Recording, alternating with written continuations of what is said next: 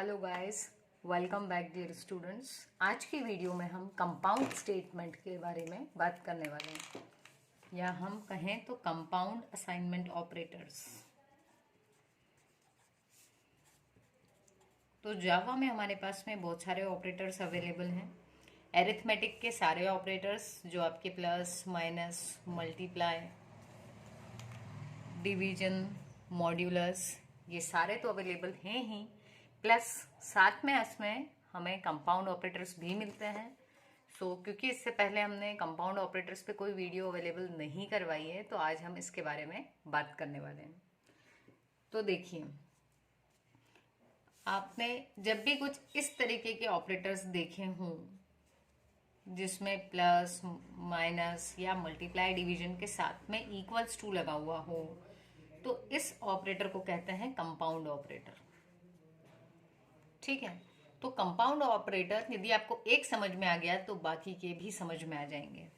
इसको स्टार्ट करने से पहले मैं फिर एक बार कहना चाहूंगी कि यदि आपने चैनल को सब्सक्राइब नहीं किया है तो चैनल को जल्दी से सब्सक्राइब कर लीजिए एंड अपने फ्रेंड्स के साथ में भी इसको शेयर कीजिए। और हमें भी बताइए कि आपको वीडियोस अच्छे लग रहे हैं, समझ में आ रहे हैं या फिर नहीं आ रहे हैं। इनकेस यदि कोई डाउट हो तो भी आप हमें कमेंट कर सकते हैं। तो चलिए, यहाँ पर मान लो यदि मैंने लिखा a माइनस इक्वल टू 20, तो ये जो कंपाउंड ऑपरेटर है ये क्या करेगा, यहाँ पे आप जो भी वेरिएबल लिखोगे उसमें इस साइड की जो भी वेरिएबल आपने लिखा उन दोनों में ये वाला ऑपरेशन परफॉर्म करेगा और लेफ्ट साइड वाले वेरिएबल में उसकी वैल्यू को असाइन कर देगा। तो जैसे यदि मैं देखूं, यहाँ हमने लिखा है a माइनस इक्वल टू 20, ये क्या करेगा, ये इस तरह से एलोबरेट होगा जिसमें a माइनस 20 होगा। तो a में से 20 को माइनस करके जो भी आंसर आएगा वो फिर से a में ही स्टोर होगा। इसी तरीके से यदि हम दूसरा देखें जिसमें हमारे पास में लिखा हुआ हो, यदि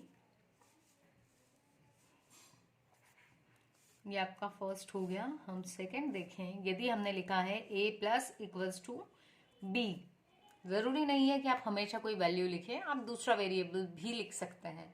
सो in that case what will happen is, यहाँ a इक्वल टू a और b का एडिशन होगा, इन दोनों की वैल्यूज का, और जो फाइनल वैल्यू होगी वो b में सेव हो जाएगी।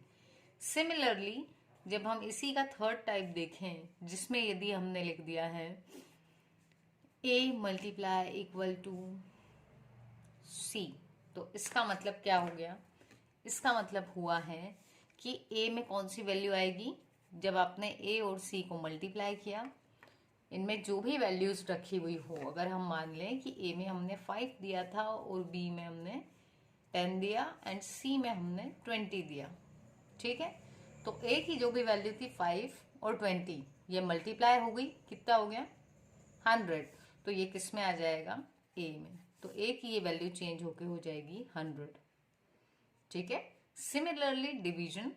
अच्छा, जिन लोगों को ये मॉड्यूलस और डिवीजन में डिफरेंस समझ में नहीं हो यदि पता, तो अभी हम वो भी डिस्कस करने वाले हैं, आप वीडियो में बने रहिएगा। तो यहां यदि हम देखें a division equals to b, इसका भी मतलब क्या होगा, a equal to a divided by b। ठीक है, तो यदि अभी के केस में देखें तो a की वैल्यू हुई 100, b की थी 10, तो 100 को 10 से डिवाइड करोगे तो a की फिर से वैल्यू क्या हो जाएगी, अब चेंज, और वो अब हो जाएगी 10, तो वैल्यू अपडेट हो जाएगी। अब हम बात कर लेते हैं इस डिवीजन और मॉड्यूलस ऑपरेटर की।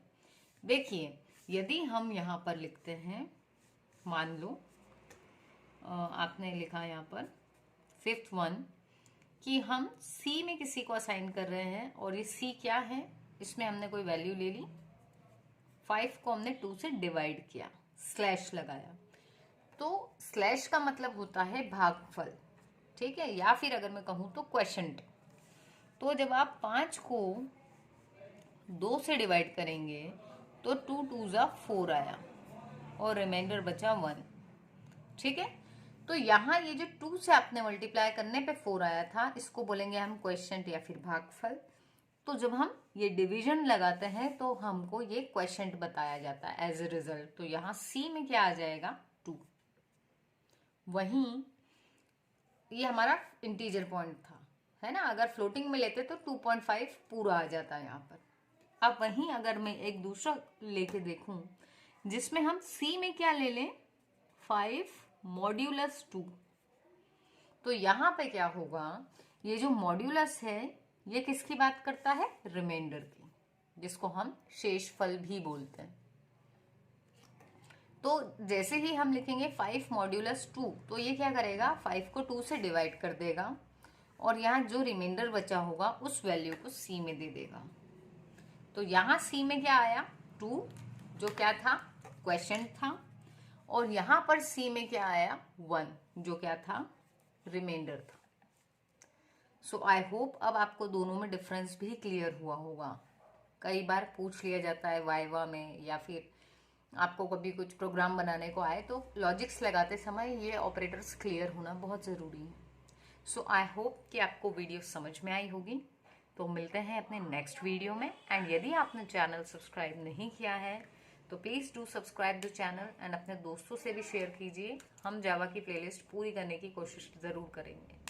Thank you guys.